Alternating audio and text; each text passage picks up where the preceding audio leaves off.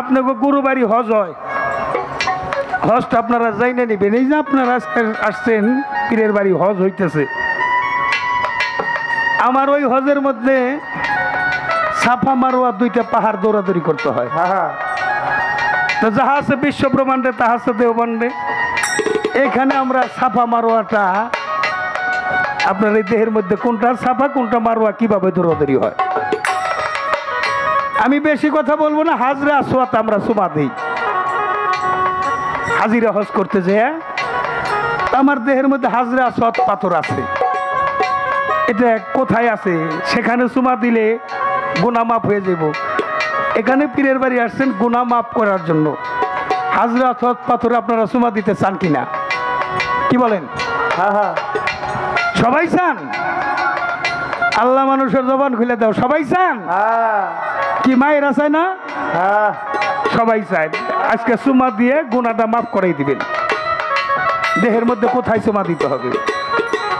আবার এই যে শয়তান রে ঢিলেই আমরা, দেহের মধ্যে তো শয়তান আছে, এটা কোথায় আছে? যে আমার প্রশ্ন করছে শরীয়তের একিন কি? একিন হলে বেলগাই মেকিম, আল্লাহকে না দেখে বিশ্বাস। আচ্ছা, অদৃশ্যের আল্লাহরে কি আমরা কেউ দেখছি? কি কোন দেখছি নাকি? আরে মুর্শিদরে দেখছি, আল্লাহরে তো দেখি নাই। রাসূলরে দেখছি, রাসূলরেও দেখি নাই। কিন্তু আমরা কলেমা পাঠ করি, দেখি নাই লা ইলাহা ইল্লাল্লাহ মুহাম্মাদুর রাসূলুল্লাহ। তাহলে আল্লাহ ছাড়া রাসূল আছে, দেহের মধ্যেও আছে, আমিও আছি। তাহলে আল্লাহ রাসূলরে আমার দেহের মধ্যে কোথায় কোন অবস্থায় দেখুন? হাজরা আসওয়াত পাথরে কিভাবে চুমা দিমু? আজকে ভক্তদের উদ্ধারের একটা ব্যবস্থা শরীয়ত সরকার করলে মারিফতে সাধন সিদ্ধি হয়ে যাবে। হ্যাঁ,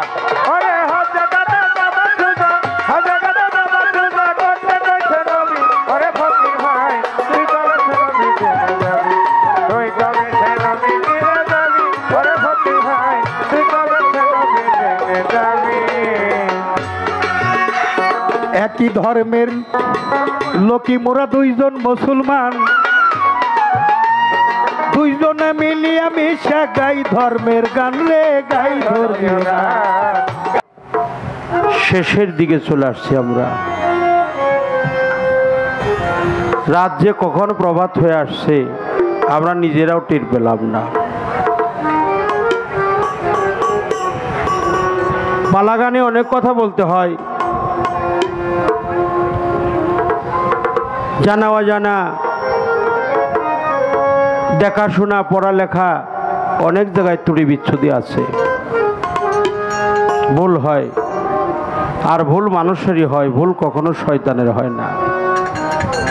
আর ভুল হওয়াটাই মানুষের জীবনের স্বাভাবিক পর্যায়ে দাঁড়ায়।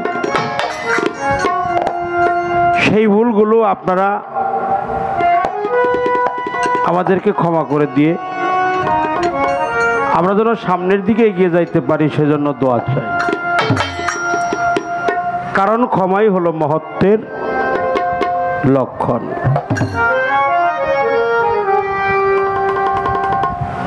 পীরের বাড়ি হজ হয় কিভাবে? পীরের বাড়ি সাফা মারোয়া কোথায়? এই দেহের মধ্যে হযরতুল আসওয়াদ পাথরটাই বা কোথায়? পবিত্র কাবা ঘরে গেলে আল্লাহ ঘর, সেখানে মানুষের জীবনের গুনাহ খাতা মাফ হয়। কিন্তু মুর্শিদের দরবারে সেই কাবা ঘরটা কোথায়? সেই আসওয়াদ পাথরটা কোথায়? সেই সাফা মারোয়াটা কোথায়? সেই আজাজিল শয়তানি বা কোথায়? সেই পাথর কি পাথর দিয়ে সেই শয়তানকে ঢিলাইতে হয়, ঢিল ছুঁড়ে মারতে হয়? একটি মহতের গান আছে, পীরের বাড়ি ভক্তের কাবা যে করেছে জিয়ারত, সে হইয়াছে মানুষ প্রধান পাইছে মাওলার নিয়ামত। আর বাবু কবি সাধক সুশীল সরকার আমার গানের গুরু, তিনি বলেছেন পীরের বাড়ি ভক্তের কাবা মিরাজ হয় দেখা মাত্র, মেরাজ না মিরাজ। যেজন কামেল পীরের হয় খাঁটি ভক্ত।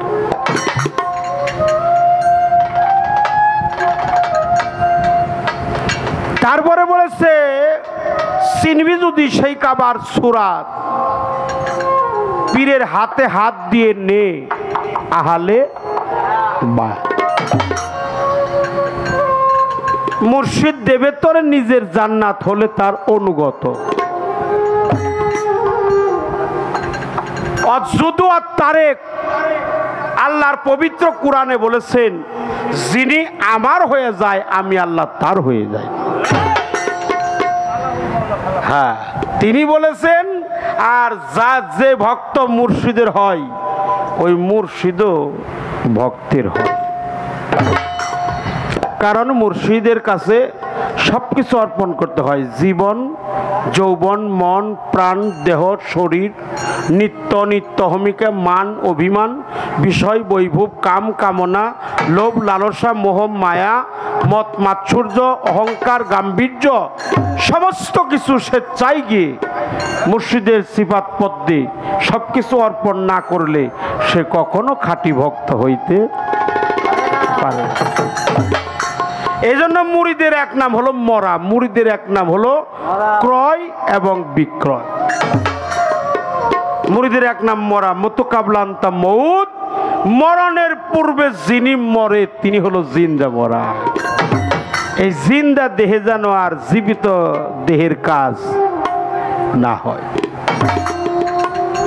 সে আমি নামক শয়তান এটা দেহের মধ্যে আছে এই জন্য বলা হয়েছে আল্লাহর পবিত্র কোরআনের শেষের সূরা কুল আউযু বিরাব্বিন নাস মালিকিন নাস ইলাহিন নাস মিন শাররিল ওয়াসওয়াসিল খান্নাস অর্থাৎ আমার দেহের মধ্যে আল্লাহ আছে নবীও আছে নবী কোথায় ডাইনে আল্লাহ বামে নবী বসেছে উম্মতি উম্মতি বলে কাঁদতেছে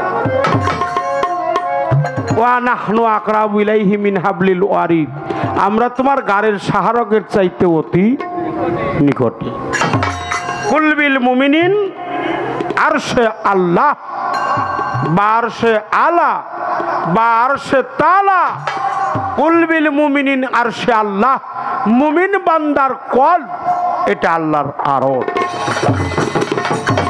তাহলে আমার দেহের মধ্যে আল্লাহ আছে আমার দেহের মধ্যে নবী আছে আমার দেহের মধ্যে শয়তানও আছে শয়তানের এক নাম হলো আজাজিল মুকাররম মুআল্লামুল মালাকুত তারপরে হলো আজাজিল তারপরে একেবারে নিকৃষ্ট ভাষা যেটা সেটাই বলা হয় শয়তান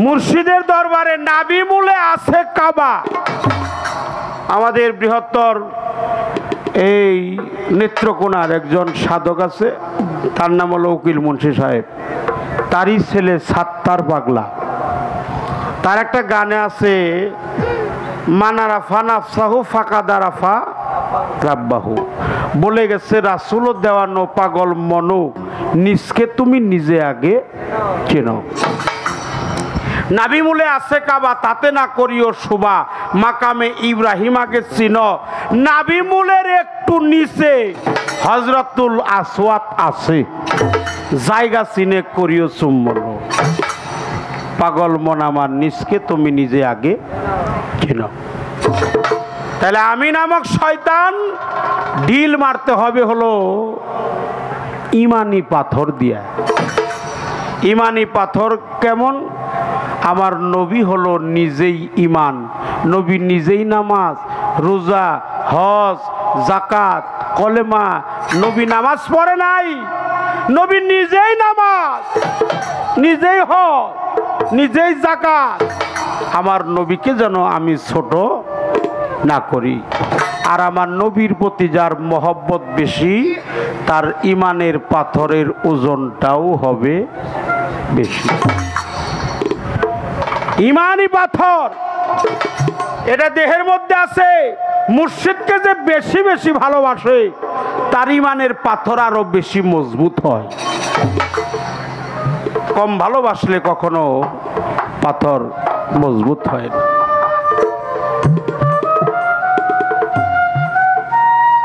হ্যালো বাবাজির কাছে একটা জিনিস জানার বিষয় একটু বোঝাই বলবেন এই যে দেহ মন প্রাণ সবকিছু দিয়ে গুরু বসতে হয় তাহলে যে যারা যারা বাইর হয়েছে পীরের কাছে তাদের ছেলে সন্তান কিভাবে হয় সবকিছু যদি দিয়া দেয় এটি একটু বোঝায় বলবেন। সবকিছু যদি দেয়া দেয় ছেলে সন্তান কিভাবে হয়, ওটা গুরুর আদেশেই হয়। ওটা গুরু হুকুম দিলেই হয়, হুকুম না দিলে হয় না।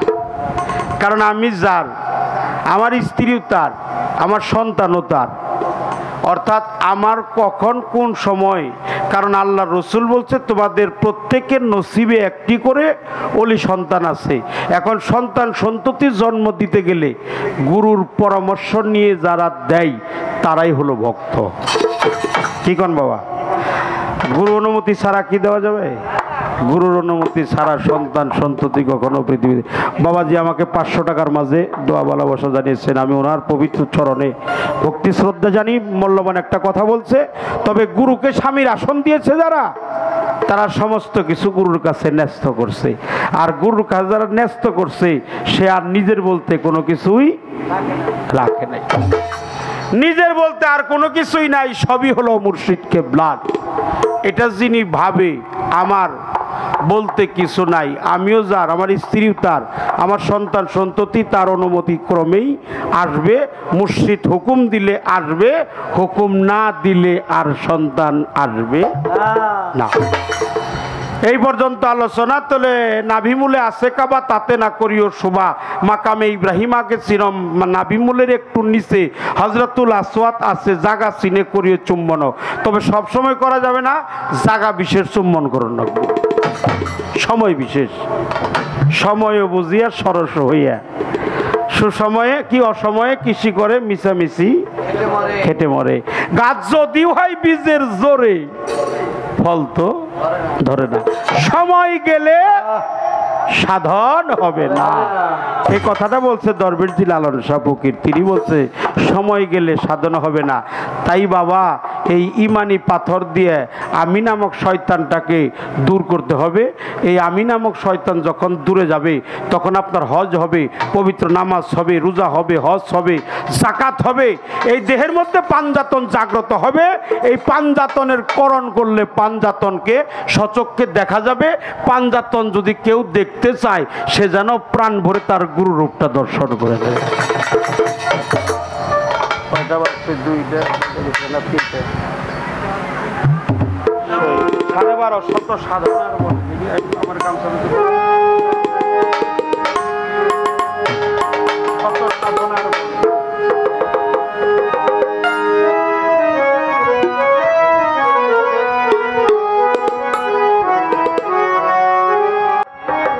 গাইতে হবে।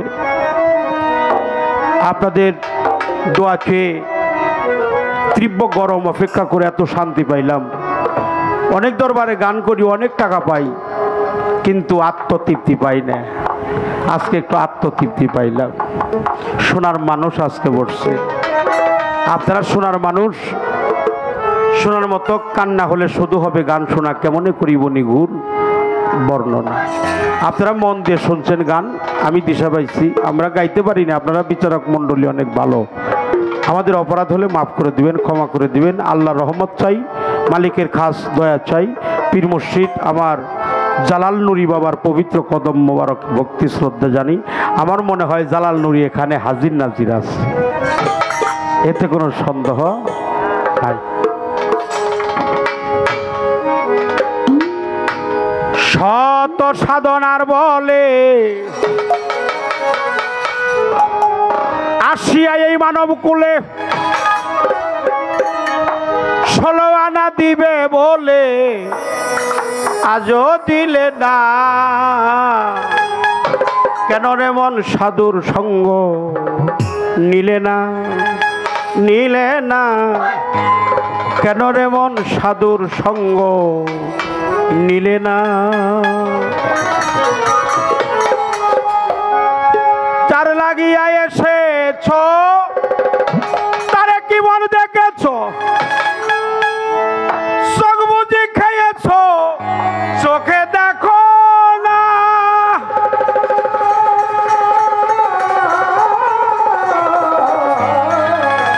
যার লাগিয়া এসেছ মন তারে কি আর দেখেছ,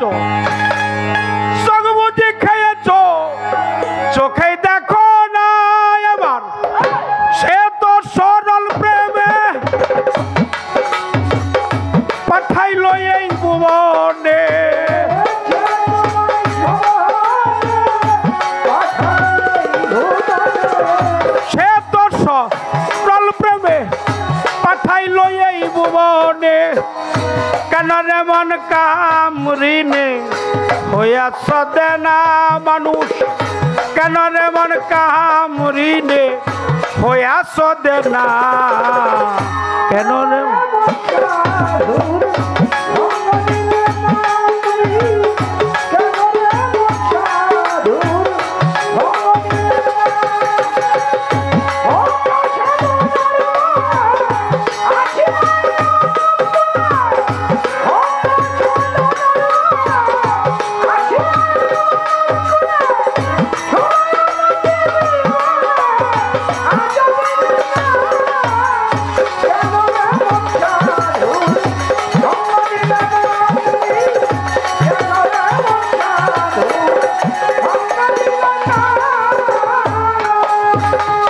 বনের পশু গরু ছাগলে বৎসরে তুই একবার মিলে তুই কেন মানুষ কুলের মান রাখলি না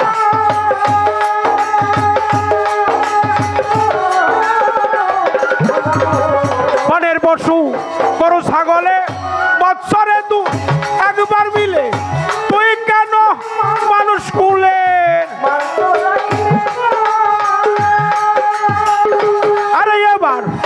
মানুষ হইতে পশু ভালো মানুষ জন্ম বৃথাই গেল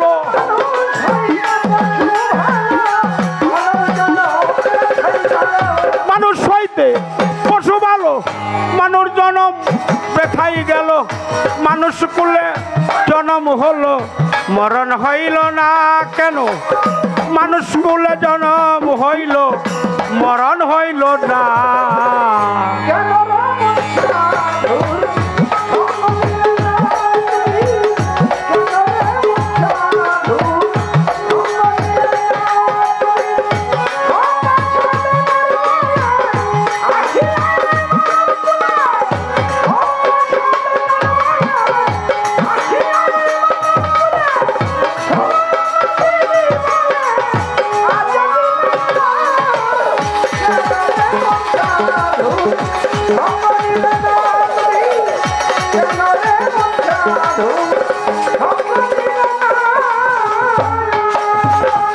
দিনে দিনে গেল দিন বাকি আছে কয়েকদিন একদিন ভাবলি না সেই দিনের ভাবনা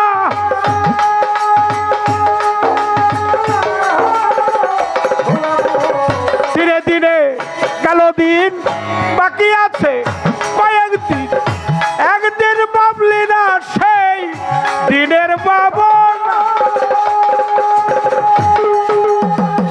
সেই দিনের আর কয়েকদিন বাকি দেহ ছেড়ে যাবে পাখি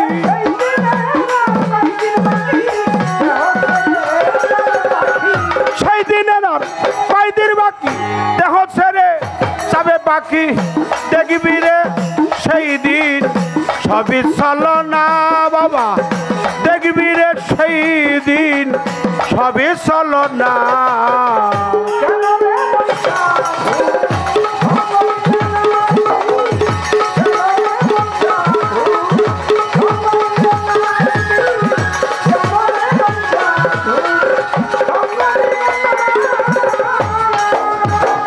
বনের পশু গরু ছাগলে বছরে তুই একবার মিলে তুই কেন মানুষ কুলের মান রাখলি না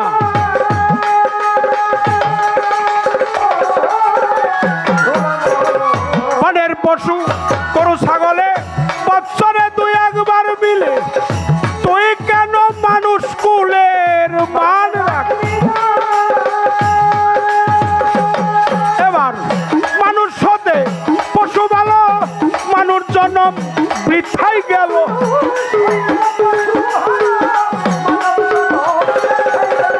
মানুষ হতে পশু ভালো মানুষ জন্ম ব্যথাই গেল মানুষ কুলে জন্ম হলো মরণ হলো না কেন মানুষ কুলে জন্ম হলো মরণ হলো না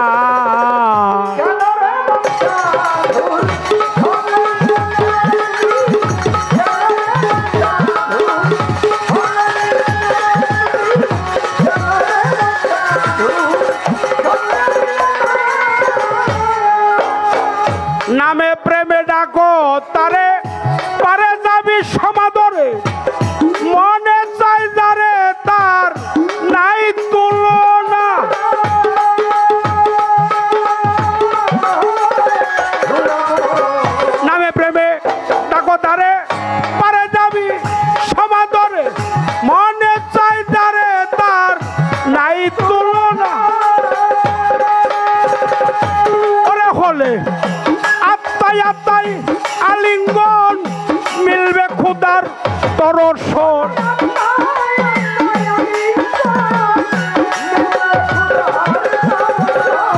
আত্মায় আত্মায় আলিঙ্গন মিলবে খোদার দর্শন রাজ্জাকের এই পাগলা বচন ব্যথায় যাবে না মাতাল রাজ্জাকের এই পাগলা বচন ব্যথায় যাবে না